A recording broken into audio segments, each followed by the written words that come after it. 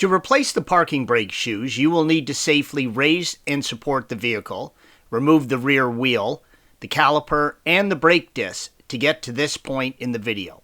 Please follow the link provided at the end of this video for additional assistance with those tasks. Remove the small adjusting cog assembly by using a large screwdriver to push it out from between the two parking brake shoes.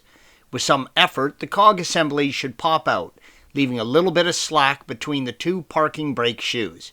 Be very careful when installing the new shoe, as the retaining springs have a tendency to snap out of place and fly out. As always, you should be wearing your safety goggles when doing any project on your vehicle. Make sure that you keep your hands out of the way, and make sure you got those goggles on when installing or removing the springs. The insert photo shows the new parking brake shoe.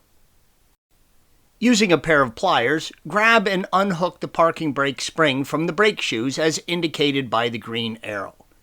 Be careful of the spring, as it is under a lot of tension at this point. Use a pair of vice grips and a pair of needle nose pliers to twist the spring and unlatch it from the assembly. Also, undo the small spring retainer that secures the brake shoe to the trailing arm. If you're not sure if your parking brake shoes are worn, take a close look at these red arrows.